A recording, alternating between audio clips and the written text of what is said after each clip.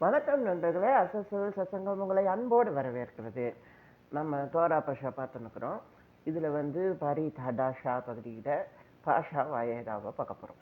So இதில் வந்து பாஷா பகுதியில் என்ன வருது, ஆபிரகாம் சாரால தேவதூதர்கள் சந்திக்கிறார்கள். இது போல் ஒரு நல்ல காலத்திலே சாரால் கர்ப்பம் தரித்திருப்பாள்னு தேவதூதன் சொல்லுகிறான்.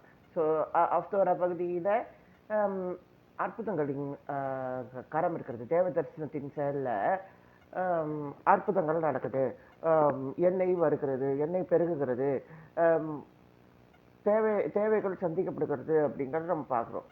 இப்போ பரீத் ஹடாஷா பகுதியில் நாம் வந்து தூதன் வருகிறான், மரியாளின் வீட்டுக்கு வருகிறான். கிருபை பெற்றவளே வாழ்க அப்படி சொல்கிறார். சரி, அது வந்து சாரால் அவர்கள் வந்து நல்ல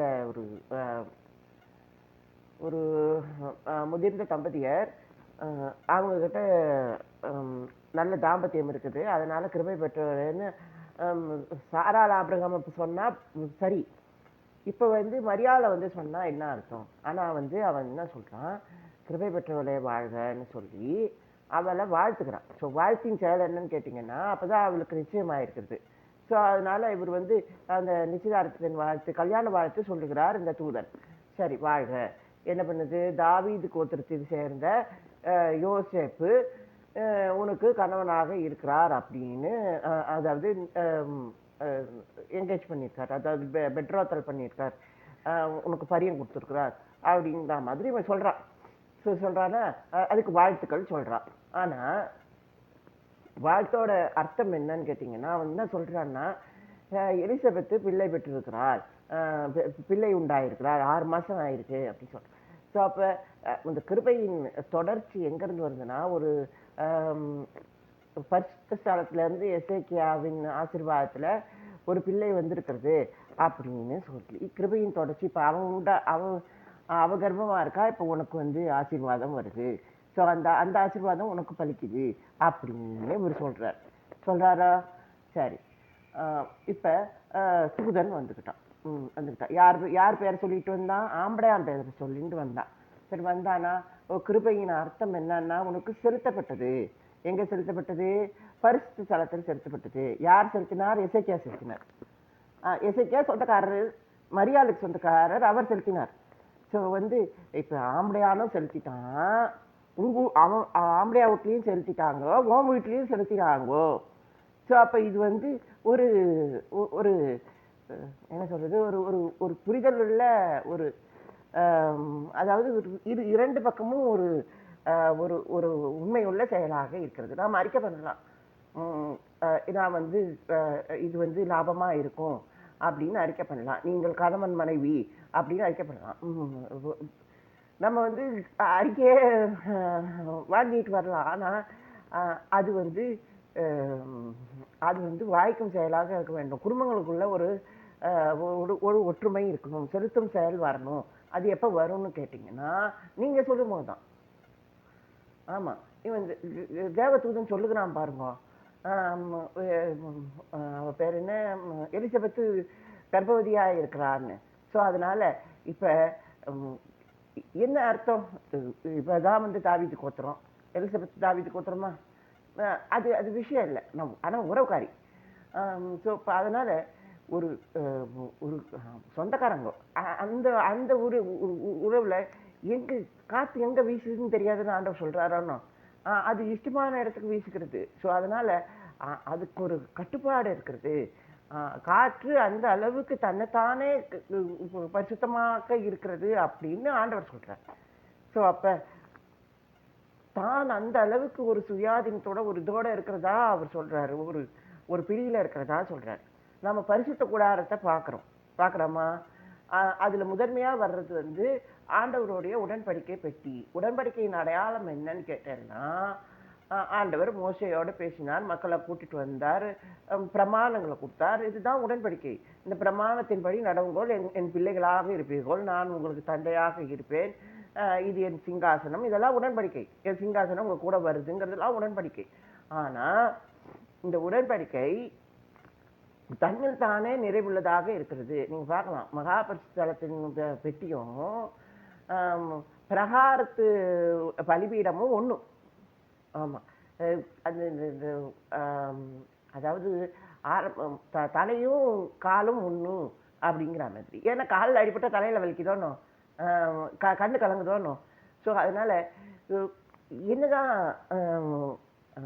தீர்க்கமான விஷயம், ஒரு சந்திக்கப்படுகிற இடம் உடன்படிக்கையின் அறையா இருக்குது, ஒரு அந்தரங்க அறையாக இருக்கிறது, ஒரு அந்தரங்க செயலாக இருக்கிறது. இப்ப தூதன் அப்படித்தானே வரான், ஒரு அந்தரங்கத்துல தானே வரான். மரியாளே அப்படின்னு அவளை போய் பார்க்கறான். இவன் ஆம்பளை என்கிட்ட பர்மிஷன் கேட்டானா? இல்லை. ஆனா அதை பத்தி பிரச்சனை இல்லை. ஏன்னு கேட்டீங்கன்னா இவ அந்த அளவுக்கு ஒரு அந்தரங்க அடையாளத்தை வச்சுன்னுக்குறான். ஆமா, ஆம்பளையானும் அறிக்கை பண்ணியிருக்கான், ஆம்பளையானும் கிருபை பெற்றிருக்கிறான், செலுத்தி இருக்கிறான்.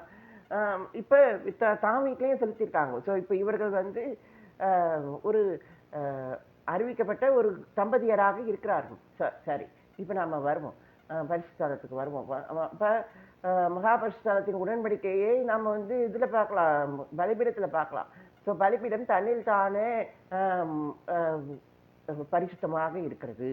ஸோ அப்போ பரிசுத்தம், மகாபரிசுத்தலத்தில் என்ன நடக்குது? பரிசுத்தர் பரிசுத்தர் அப்படின்னு கேருபீன்களின் மத்தியிலே தேவன் இருக்கிறார். அதாவது நியாயத்திற்கு நம்மளை சூழ்ந்திருந்தாலும், அதாவது யார் வேணா நம்மளை வந்து பல்லாண்டு பல்லாண்டு பல்லாயிரத்தாண்டுன்னு சொல்லுவாங்க இல்லையா, அது மாதிரி நம்மளை நம்ம வந்து போட்டுடலாம். ஆமாம், சொல்லலாம், பல்லாண்டு வாழ்க அப்படின்னு சொல்லலாம். அதுதான் இங்கே நடக்குது. அங்கே நடக்கிறது பரிசுத்தருங்கிற விஷயம். ஸோ பரிசுத்தத்துக்கும் பல்லாண்டுக்கும் என்ன வித்தியாசம் ஏன்னு கேட்டிங்கன்னா, நீங்கள் பல்லாண்டு காலம் பரிசுத்தமாக இருக்கணும் அப்படிங்கிறது தான். ஸோ அப்போ நம்ம பல்லாண்டு காலமே வாழ்ந்தா கூட பரிசுத்தத்தின் செயல் இருக்குது இல்லையா, அதுக்கு வித்தியாசம் இருக்குது இல்லையா, சுத்தத்துக்கும் இதுக்கும் வித்தியாசம் இருக்கு இல்லையா, வாழ்க்கைக்கு வித்தியாசம் இருக்கு இல்லையா.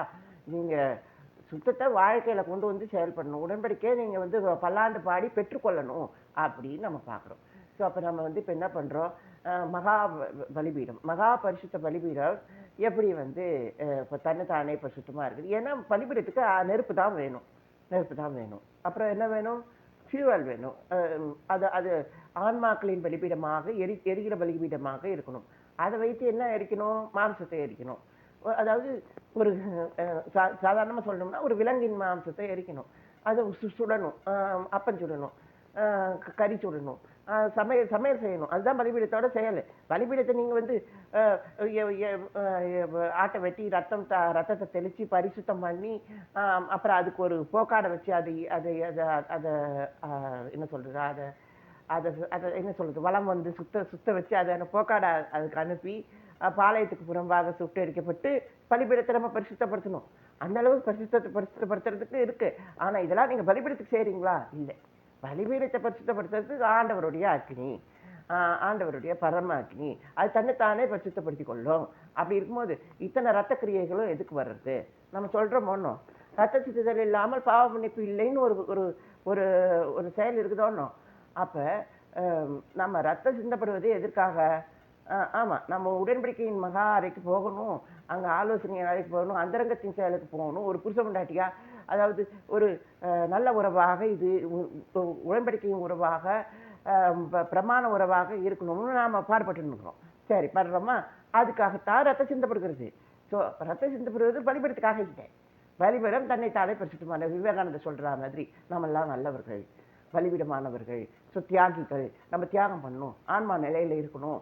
ஸோ ஒரு ஆன்மா பரமாத்மான்னு நம்ம சம்பிரதாயத்தை சொல்லிட்டு நம்ம சும்மா இருக்க முடியாது, பலிபீடமாக இருக்கணும். யாருக்கு? அதை சொல்லுங்க, யாருக்குங்க? உங்களுக்கு தான். ஆனால் நீங்கள் பலிபீடமாக இருந்தும் உங்களுக்கான ராஜாவின் பானபலி வரலைன்னா நீங்கள் என்ன செய்வீங்கோ? நீங்கள் அதை சொல்லுங்க. ஸோ ராஜாவின் பானபலி இதுக்கு உடன்படிக்கைக்கு தான் போகுது, மகாபரிசுத்த அறைக்கு தான் போகுது. ஸோ அப்போ சரி, நான் கேட்குறேன், இதுதான் இருக்குமா? ஆமாம், நமக்கு 100 சபை வேணும், 100 கட்டடம் வேணும். ஆனால் நீங்கள் போய் பாருங்க, மெயின்டைன் கூட பண்ண முடியாது. ஆமாம், மெயின்டைன் கூட பண்ண முடியாது. ஏன்னா மக்கள் இதில் ஈடுபாடாக இல்லைங்க. ஏன்னா அவங்களுக்கு இதுக்குன்னு ஒரு ஆள் இருப்பாங்கோ, அவங்க செய்வாங்கோ, அப்படி தானே அவங்க நினைக்கிறாங்கோ. யாராவது ஒரு பரதேசி இருப்பா, அவனுக்கு ஒரு நம்ம வந்து என்ன சொல்றது, உதவியின் பேரில் அவன் வந்து செய்வான், அப்படிதானே நினைக்கிறாங்கோ. இப்போ இப்போ அது அது விஷயம் இல்லை, அது விஷயம் இல்லை.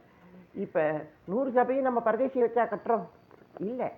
நம்ம 100 சபையும் அது வந்து ஆண்டவருடைய என்ன சொல்றது, ஆண்டவருடைய அந்த பிரவேசத்தினால, ஆண்டவருடைய அர்த்தத்தினால நம்ம செய்கிறோம். ஸோ ஆண்டவர் இத்தனை பறந்துபட்ட மனிதராக இருக்கிறார். எல்லா வீடுகளையும் சந்திக்கிறார், எல்லா எல்லா ஏரியாஸையும் சந்திக்கிறார், எல்லா ஜோனல் ஏரியாஸையும் சந்திக்கிறார், எல்லா ஏரியாஸையும் சந்திக்கிறார். அப்படி ஆண்டவர் ஒவ்வொரு இடமா சந்திக்கிறதுனால, ஆண்டவர் போகிறதுனால நாம் போகிறோம். ஸோ அப்படிதான் நாம எடுத்துக்கணும். எங்கேருந்தோ ஒரு ஆத்மா வருது. நம்ம கட்டணும்னா எங்கே வேணால் காஷ்மீரில் போய் கட்டலாம். இப்போ லேண்டெல்லாம் நம்ம வாங்கிக்கலாமா? இது மாற்றி சட்டத்தை மாற்றிருக்கிறாங்க. ஆனால் இப்போ அது விஷயம் இல்லை, அது விஷயம் இல்லை. அடையாளம் என்ன, நீங்கள் அதான் பார்க்கணும். அடையாளம் பலிபீடம், நீங்கள் அதை பார்க்கணும். இப்போ இவன் பலிபீடம்னு சொல்கிறான், நான் என்ன நானே சுத்தமாக இருக்கேன்னு சொல்கிறான். என்னதான் நீங்கள் பயன்படுத்தணும்னு அவன் சொல்கிறான், ஒரு புறஜாதி சொல்கிறான். விவேகானந்தர் சொல்கிறார், இப்போ நான் அடிமை சொல்கிறேன்னு வச்சுக்கோங்களேன், என்னை நீங்கள் பயன்படுத்தணும், என்னை பரிசுத்தம் மாற்றணும், ரத்தம் சிந்தப்பட்டது எனக்காக அப்படின்னு அவன் சொல்கிறான். சரிங்க, அப்போ ரத்தம் சிந்தப்படுவது உனக்காகவே இருந்துட்டு போட்டோம். ஆனால் நாங்கள் பயன்படுத்துவது உடன்படிக்கை மனிதர்கள் தான். பயன்படுத்துகிறோம், உள்ளே போகிறவன் லேவியன் தானே, நீயா போகிற? ஸோ அப்போ ஒரு லேவியனோட அடையாளம் என்ன? அதுதான் இங்கே கிருபை பெற்றவர்களே, ஒரு லேவியனோட அடையாளம் தேவன் அவரை சந்திக்கிறார், ஆண்டவர் பேச்சு அவர் கேட்குறான். ஸோ அவங்க வந்து ஆண்டவரை அறிக்கையாக ஏற்றுக்கொள்ளுகிறான். ஆமாம், நீ லாபமாக இருப்பாய் நான் சொன்னானா, நான் லாபமாக இருக்கேன் அப்படின்னு அவன் திரும்பி சொல்கிறான். இது ஒரு திருமண ஒப்பந்தம்னு அவன் நினச்சிக்கிறான். இவன் எனக்கு பரிசுத்தம்னு அவன் நினச்சிக்கிறான். அதனால தான் கிருபைங்கிற வார்த்தை வருது. ஸோ இப்போ கிருபை பெற்றவர்களா இவர்கள் தபதியரா, சந்தோஷம் சந்தோஷம், அற்புதம். ஆனால் ஏன் வந்து உனக்கு வர்றது ஆவியில் வரும் பரிசுத்தவித்து அப்படின்னு ஆண்டவர் சொல்கிறார். ஸோ ஏன்னு கேட்டிங்கன்னா, அது வந்து இப்போ நீங்கள் அடுத்த பகுதியில் பார்க்கணும். அடுத்த பகுதியில் பார்க்கணும்னா ஆண்டவர் மரித்தார், உயிர்த்தார், வந்து சொல்கிறார், இந்த மாதிரி நான் உங்களாட்ட பேசிகிட்டு இருந்தேன், இந்த மாதிரி நான் வந்து தோரா சொன்னேன், அப்தோரா சொன்னேன், அப்புறம் என்ன சொல்கிறது, அது என்ன இலக்கியங்கள்லாம் சொன்னேன், அதில் லிட்ரேச்சர்லாம் சொன்னேன். ஸோ இப்படி 3 பகுதியில் அவர் சொன்னார். சங்கீதம், நீதிமொழிகள்லாம் நான் உங்ககிட்ட சொன்னேன். ஸோ இப்படி கதை பகுதியை சொன்னார், தோரா பிரமாணங்கள் சட்டத்திட்டங்கள்லாம் சொன்னார், அப்புறம் தீர்க்கதரிசிகள்லாம் சொன்னதை சொன்னார், அப்புறம் இந்த மாதிரி கவிதைகள்லாம் சொன்னார். ஸோ இப்படி 3 பகுதியாக அவர் சொல்லி நினைப்பேன், அடிமை சொல்கிற மாதிரி சொல்லி உங்களுக்கு நான் வந்து இதில் வந்து நான் எந்த இடத்துல இருக்கேன்னு உங்களுக்கு சொல்லியிருக்கேன் அப்படின்னு அவர் சொல்கிறார். ஆனாலும் மேசியா இப்படி கொல்லப்படுவார், உயிர் தருவார் அப்படின்னு எழுதியிருக்கிறது அப்படின்னு சொல்கிறார். ஸோ நான் சொல்லியிருந்தாலும் நான் அனுசரிக்கிறது மேசியாவின் ஸ்தானத்தை தான் அப்படின்னு அவர் சொன்னார். ஸோ என்ன புஸ்தகம் என்கிட்ட என்ன சொன்னிச்சு, நீ செத்து போவாய், உன்னை வந்து குற்றம் சுட்டுவாங்க, பொய் குற்றச்சாட்டுவாங்க, உனக்கு பொய் சாட்சி வரும், உன்னை வந்து நீதி ஸ்தலத்தில் கொண்டு போவாங்க, உன்னை கொலை செய்வாங்க, உன்னை சிலுவையில் அறைவார்கள்னு அவருக்கு தெரியுது, அவரோட விஷயம்.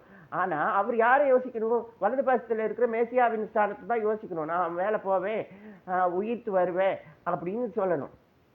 இவர் உயிர்த்ததோட மட்டும் இல்லை, உயிர்த்த சரீரத்தின் செயல் அவர் சாப்பிட்றார்.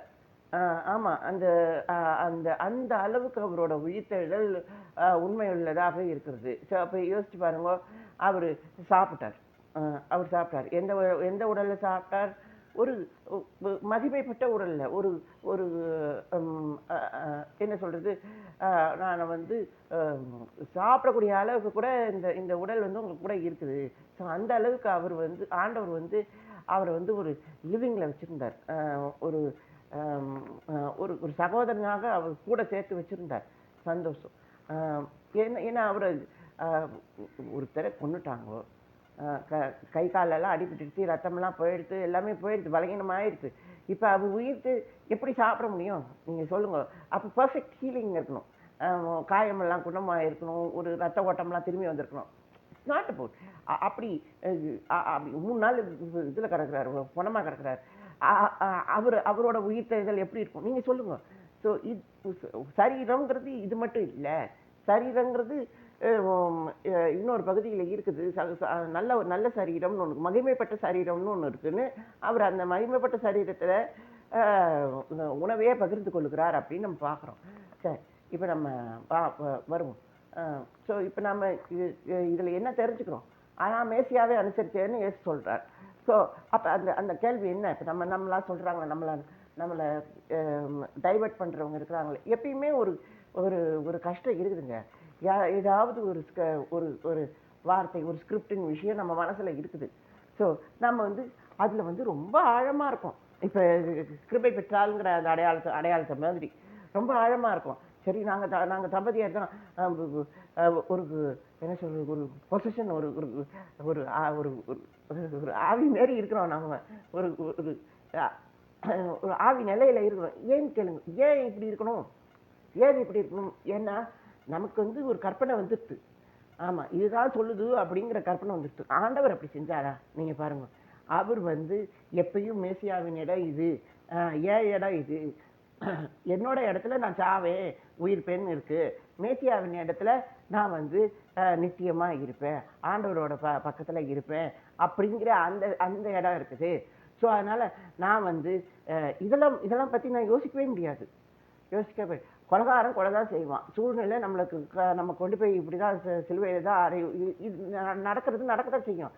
ஆனாலும் கூட நம்ம எண்ணம் அங்கே இருக்குது. ஸோ அப்போ நீங்கள் பாருங்கள், ஏதோ ஒரு ரெவல்யூஷன், ஏதோ ஒரு இது இயேசு வந்ததுனால வந்துச்சுன்னு சொல்ல முடியாது. அது எப்பயும் இருக்குது, எப்பயும் கஷ்டம் இருக்குது, எப்பயும் இது இருக்குது. அதில் அற்புத சுகமும் இருக்குது, ஒரு ஒரு சீர்திருத்தமும் இருக்குது, ஒரு நல்ல நல்ல விஷயமும் இருக்குது.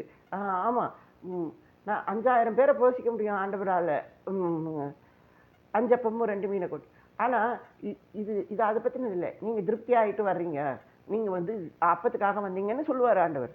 ஸோ அதனால் நீங்கள் கவனமாக இருக்கணும். எதுலன்னு கேட்டிங்கன்னா, நீங்கள் நீங்கள் உங்களோட மனதின் செயலில் நீங்கள் கவனமாக இருக்கணும். ஏன் மனசில் எப்பயுமே அந்த அந்த தந்தையின் ஒரு அன்பு தான், அவரோட இரக்கத்தின் செயல் தான். அது எப்படின்னு கேட்டிங்கன்னா, பலிபீட பரிசுத்தம் பண்ணி உள்ளே வரணுங்கிற கஷ்டம் இதுக்கு உடன்படிக்கை பெட்டிக்கு இல்லை. ஏன்னா உடன்படிக்கை பெட்டி தான் முன்னாடி வந்துச்சு. கற்பலைகளை எடுத்துன்னு வந்தார் மோசஸ், மேலே இருந்து எடுத்துன்னு வந்தார், பெட்டியை செய்ய சொன்னார், பெட்டியெல்லாம் செஞ்சு முடிச்சாச்சு. அதுக்கப்புறம் தான் பலிபீடம் செய்கிறாங்க. அப்போ அதுவும் தனித்தானே சுத்தமாக இருக்குது. ஆனால் பலிபீடமும் உடன்படிக்கை பெட்டியும் ஒன்றுபடும் பொழுது, ஆமாம், நம்ம பாவம் போகணும்னா நாம் பலிபீடத்தை பரிசுத்தப்படுத்தி தான் உள்ளே போக முடியும். அதுலேருந்து நல்ல உணவு எடுத்துன்னு தான் உள்ளே போக முடியும், சமூக தப்பங்களை எடுத்துன்னு தான் உள்ளே போக முடியும்னு ஒரு கட்டளை இருக்கிறது, ஒரு ஒரு ஒரு கடமை இருக்கிறது. வானத்து அக்னியும் வரணும் அப்படின்னு நம்ம யோசிக்கிறோம். ஸோ அக்னி வருமா, நம்மளுடைய சம்பிரதாயம் கட்டப்படுமா? ஏன்னு கேளுங்க, நான் ஒரு கதை சொல்கிறேன்னு. ஒரு சகுந்தலா கதை தெரியுமா உங்களுக்கு? அதில் துஷ்யந்தன்னு ஒரு ராஜா, அவன் காட்டுக்கு போகிறான். அதுக்கு முன்னாடி இந்த சகுந்தலா யாருன்னு கேட்டேன்னா, அவள் விஸ்வாமித்திரனுக்கும், அதாவது இந்திரலோகம்னா சொர்க்கத்துலேருந்து வந்த மேனைக்கும் பிறந்த ஒரு பெண். அதாவது என்ன பண்ணுறா, இவன் ரொம்ப தவம் பண்ணுறாரா விஸ்வாமித்திரர். அதனால் மேனகை அவனை செட்யூஸ் பண்ணி ஒரு பிள்ளையை பெற்றுக்கொள்கிறான். ஆனால் அவளால் குழந்தைய பார்த்துக்க முடியல. ஒரு ரிஷி ஆசிரமத்தில் வச்சுட்டு போயிடுறான். அவர் வளர்த்துனுங்கிறார். ஏதாவது இதில் இருக்காங்க, ஃபாரஸ்ட் ஏரியாவில் இருக்காங்க. அவங்க தனிமையில் இருக்கும்போது இந்த துஷ்யந்த் ராஜா போய் இந்த பொண்ணை கந்தர்வ வீரன், அதாவது கந்தர்வ வீரன் சீக்கிரட்டாக மேரேஜ் பண்ணிக்கிறது, அதாவது மனைவியாக ஏற்றுக்கிறது. ஸோ அவன் அங்கே குடும்பம் நடத்திட்டு ராஜ்யத்துக்கு வந்துடுறான். ராஜ்யத்துக்கு வந்த பிறகு இந்த மாதிரி ஒரு சம்பவம் நடக்கிறது. ஏதோ ஒரு மறதி விடுகிறது. சரி, என்ன நடக்குது, இங்கே போனானே, நான் உனக்கு ஆம்படையா, நீ எனக்கு மனைவி, நமக்கு இது வான சாட்சி, பூமி சாட்சி அப்படின்னு சொல்றானே, ஏமாத்தினான். You see, it is about some kind of இப்படி ஒரு திருமணம் நடக்குது. ஸோ அந்த திருமணம் தர்மமா? நீங்கள் ஏன் ராஜா அரண்மனையில் நீ ஏன் உன் வீட்டில் நீ அறிக்கை பண்ணலை? இந்த மாதிரி நாங்கள் போனேன், ரிஷி மகளை பார்த்தேன், அவளை நான் விவாகம் பண்ணேன், சேர்ந்தேன், அவள் தான் இந்த நாட்டுக்கு மகாராணியாக இருப்பா, நீ முன்னாடியே வச்சுக்குமா? இவன் பாவம் இவன் மறந்து போயிட்டு ஐயோ ஓடி வந்து ஐயோ அதாவது பிள்ளையும் வயிற்று புள்ளத்தாச்சியாக வந்து துஷிதா என்ன மறந்துட்டியான்னு கேட்குறான். ஆமாம் நான் மறந்துட்டேன். ஸோ ஸோ அறிக்கைங்கிறது 2 பக்கமும் இருந்திருக்கணும். இவன் அறிக்கை பண்ணிருந்தானா ஒரு வேளை மறதியே இருந்தா கூட இவன் அறிக்கை பண்ணியிருந்தா இன்னொருத்த சொல்லுவானோ சொல்லுவானோ. இப்போ பாருங்க பானபத்திரக்காரன்ட்டு யோசேப்பு சொல்லியிருந்தான். அப்போ மறந்துட்டான் அவன். ஆனால் அதுக்கப்புறம் அவன் ஞாபகம் வச்சுக்கிட்டான். ஏன்னு கேட்டுங்க, ஏன்னா கனவு இவனுக்கானது மட்டும்தான் இல்லை அடுத்தவங்களுக்கும் வரும் அப்படின்னு நினைச்சான். ஸோ அப்போ அரண்மனையின் கனவு யாரோடது? நீங்கள் சொல்லுங்க. யோசேப்போடது தான். நீங்கள் அதை பார்த்துக்கணும். ஐயோ யோசேப்புக்கிட்ட கனவு சொல்லப்படுகிறது. 7 பசு வரும், நல்ல பசு வரும், 7 மெலிந்த பசு வரும். 7ஆ? இது ஏன் கணக்கு பேர் இருக்க. எங்கள் அப்பா 7 வருஷம் லேயாளுக்கு 7 வருஷம் ராகேலுக்குன்னு கணக்கு பண்ணார். அப்புறம் சொல்கிறது மாமனாருக்கும் 7 வருஷம் இது பண்ணார், சேவை பண்ணார். 21 வருஷம் பண்ணார். ஸோ 7ங்கிறது ஏன் கணக்காக இருக்க. இப்போ இது ஏன் கற்பனை, இது ஏன் கனவு? எனக்கு வர வேண்டிய கனவு ராஜாவுக்கு வந்துருக்குது. ஸோ அப்போ எகிப்தில் யோசேப்பு இருக்கிறனால யோசேப்பின் கனவே அவன் ராஜாவுக்கு போகுது. இத்தனைக்கும் கதை போகிறது. நான் யோசேப் பக்கத்தில் சொல்கிறேன். ஸோ அப்போ நீங்கள் வந்து உங்களை நீங்கள் ரிலேட் பண்ணும்போது தான் நீங்கள் வந்து இந்த வார்த்தையை ஏற்றுக்கொள்ள முடியும். உங்கள்கிட்ட அறிக்கை இருந்து, உங்கள் வீட்டில் ஒரு சாட்சியான விஷயம் இருந்து, இங்கே ஒரு இந்த இடத்துல நீங்கள் அறிக்கை பண்ணி வச்சுருந்தா தான். ஏன்னா மறதிங்கிறது எல்லா நேரத்துக்கும் வரும். ஸோ அது வந்து வாய்க்காமல் போகும். ஸோ அதனால் நீங்கள் வந்து கவனமாக வைத்துக்கொள்ள வேண்டும். தூதனை இங்கேயே வந்தான். அப்புறம் யோசேப்புக்கிட்டையும் போனான். அவன் நல்ல வேலை பரிசுத்த வித்து நீ போய் அவளை சேர்த்துக்கோ, அது உன் பிள்ளையா இருக்கும் அப்படின்னு தூதன் சொன்னான். சரியா? இப்போ நம்ம தேவ தரிசனத்தில் என்ன பார்க்குறோம்? தேவ தரிசனத்தில் என்ன பார்க்குறோன்னா, நம்மளுடைய கற்பனை நம்மளுடைய விஷயம் இல்லை. நாம் வந்து ஒரு தயாரான நிலைமையில் ஒரு பசுத்தத்துக்கான செயலில் நாம் இருக்கணும். ஆமாம், அதுதான் முக்கியம். ஸோ அப்போ நம்ம என்ன நம்மளை கற்பனை பண்ணிக்கிறோம்? நீங்கள் அது சொல்லுங்கள்.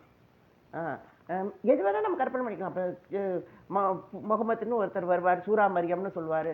மரியாள் தான் மேசியாவின் இடத்துல பிறந்தா, அவளுக்கு அடுத்து பிறந்தது வந்து தீர்க்கதரிசியாக தான் இருக்கும். மரியாள் தான் பிறந்துட்டால, இம்ரானுக்கு பிறந்த மரியாள் அப்படின்னு அவன் சொல்லுவான். மேசியாவின் ஸ்தானமே இல்லை, தீர்க்கதரிசியின் ஸ்தானம் தான் இருக்குது, இறை தூதரின் ஸ்தானம் தான் இருக்குது, நம்மளாம் தூதர்களாகவே இருப்போம், எதுக்கு மேசியா அப்படின்னு அவர் கேட்குறாரு. அவர் ஏதாவது கேட்டு போகிறார். நம்மளால் இது பதில் சொல்ல முடியுமா? சொல்லுங்க. ஸோ அப்போ ஏதோ ஒரு விதத்தில் ஒரு மரியாதை அவர் இப்போ பாருங்கள், கேத்தோலிக் கூட செய்ய மாட்டாங்க.